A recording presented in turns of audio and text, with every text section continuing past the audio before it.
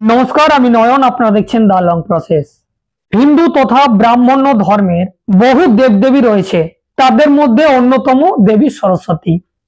আর এই সরস্বতীর কথা বলতে বিগত কয়েক বছর ধরে সরস্বতীর মন্ত্রকে নিয়ে একের পর এক তর্ক বিতর্ক সামনে এসেছে এবং সেই বিতর্ক এখন কীর্তন জগতে তোলপাড়।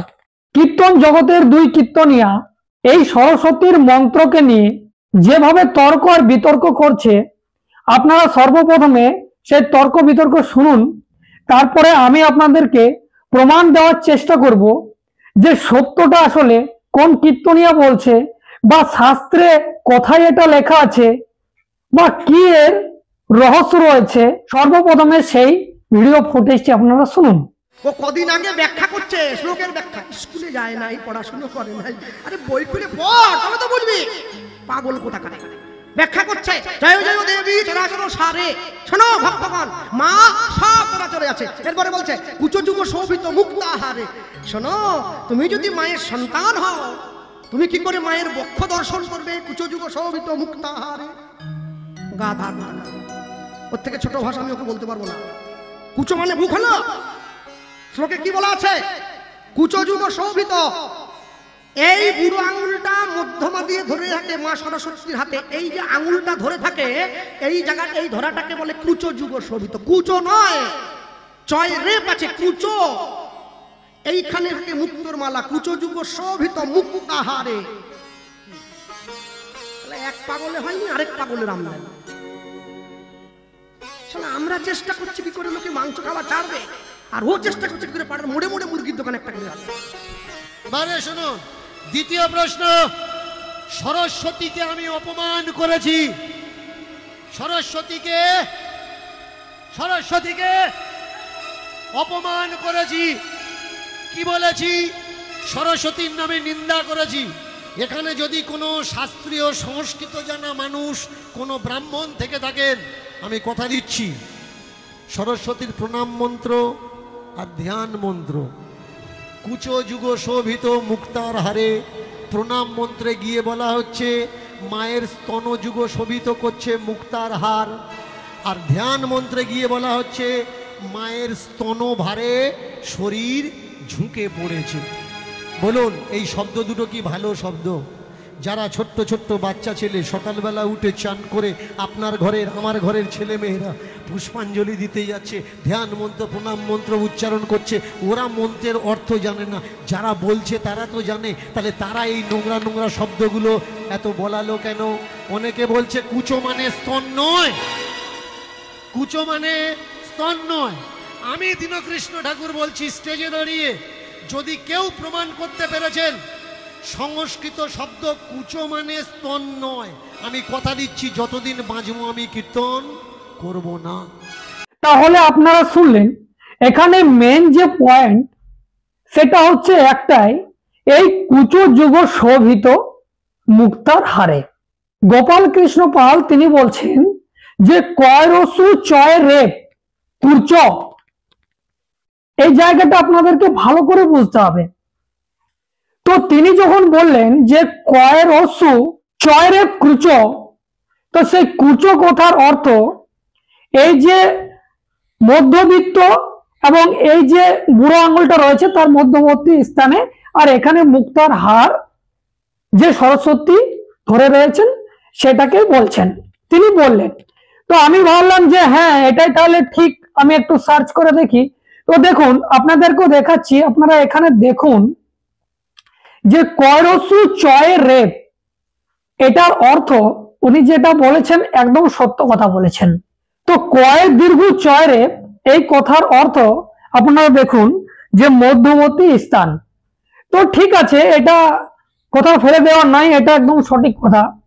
কিন্তু দীনকৃষ্ণ ঠাকুর একদিকে বলছে কুচ যুগ শোভিত মুক্তার হারে, তাহলে তিনি কি সঠিক বলছেন? তো সেটা আমরা একটু দেখে নিই।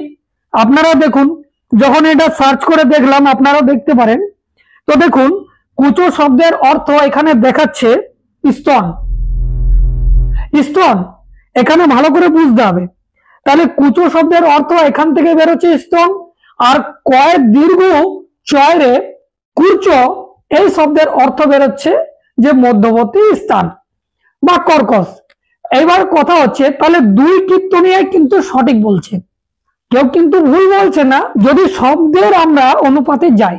কিন্তু মজার বিষয় হচ্ছে এই জায়গায় যে গোপাল কৃষ্ণ পাল এই যে কথা বলছেন, আর তিনি মঞ্চের মধ্যে দাঁড়িয়ে দীনকৃষ্ণ ঠাকুরকে বা আরো এই যে বিভিন্ন রকম শাস্ত্রকার রয়েছে যারা শাস্ত্র লিখেছেন, বিভিন্ন রকম প্রকাশনী রয়েছে, তারা প্রকাশ্যে সেগুলো পাবলিশ করেছেন, তাহলে তাদেরকেও কিন্তু ইনি মূর্খ প্রমাণ করার চেষ্টা করছেন। কিরকম না, দেখুন, যখন আমি এই ধর্মশাস্ত্রগুলোকে ঘাঁটার চেষ্টা করলাম, একটু দেখার চেষ্টা করলাম যে কোথায় লেখা আছে কয় দীর্ঘ চয় রেপ বা কয় রস্যু চয় রেপ, তো আমি কোথাও কিন্তু পেলাম না, কোথাও নেই, কোনো শাস্ত্র গ্রন্থে নেই। আর যদি থেকে থাকে তো এই গোপাল কৃষ্ণ পাল তিনি বইয়ের নাম ধরে লিস্ট করে তিনি দেখাবেন, আর না হলে তিনি ভুল বলছেন, তিনি সমাজকে ভুল পথে পরিচালিত করছেন। এইবার আপনারা এখানে একটা শাস্ত্র দেখুন, এখানে একটা ছোট্ট করে কাটিং আমি আপনাদেরকে দিয়েছি, এটা বাংলার লোকসাহিত্য খণ্ড পঞ্চম আশুতোষ ভট্টাচার্য এবং পেজ নাম্বার হচ্ছে 568, প্রকাশ কাল হচ্ছে 1966। তো দেখুন, ইনি কিন্তু এই ব্রাহ্মণ্য ধর্মেরই মাথা আশুতোষ ভট্টাচার্য, তিনি একজন ব্রাহ্মণ, তিনি শাস্ত্র লিখছেন, আর তিনি তার শাস্ত্রের মাধ্যমে তিনি কি বলছেন যে এখানে আমি যে জায়গাটা দেখাতে চাইছি যে এই দেখুন কুচ যুগ করসু চ কুচ যুগ, এই শাস্ত্রের কথা কিন্তু কয় দীর্ঘ চয় রেপ নেই, কয় রস্যু চয় রেপ নেই। তাহলে গোপাল কৃষ্ণ পাল কোথায় পেলেন, কোথায় পেলেন তিনি তো দেখাবেন অবশ্যই। আবার আপনাদেরকে দেখাচ্ছি, যখন আমি আরো একটু ইন্টারনেট ঘাটলাম যে এক জায়গায় তো হলে হতে পারে না, তাহলে আরো যেগুলো আমার চোখের সামনে যেগুলো পড়লো, আমি বড় বড় শাস্ত্র নালে আমি ঘাটার চেষ্টা করিনি, কিন্তু যেগুলো চোখের সামনে পড়লো, যেগুলো নেট দুনিয়ায় ভাইরাল, সেখানে দেখুন বিচার চন্দ্রোদয় 507 নম্বর পেজ সরস্বতী পূজা, সেখানে দেখুন, এখানে আমি দিয়ে দিচ্ছি আপনারা দেখুন কুচভর, এখানে লেখা আছে কুচভর, এখানেও কিন্তু কোথাও কয় রস্যু চয় রেপ নেই, কয় দীর্ঘ চয় রেপ নেই। তার মানে আপনারা নেটে ঘাটলো আপনারা এটাই পাবেন। তাহলে দীনকৃষ্ণ ঠাকুর যে কথা বলছেন সেটা সত্যি বলছেন না গোপাল কৃষ্ণ পাল তিনি সত্যি কথা বলছেন? কে সত্য বলছেন? গোপাল কৃষ্ণ পাল তিনি আরেকটা কথা বললেন যে এই সরস্বতী তিনি মধ্যবর্তী স্থানে এইভাবে মুক্তার হার ধরে রয়েছেন। তাহলে কুচযুগ শোভিত মুক্তার হারে, তাহলে শোভিত মুক্তার হারে।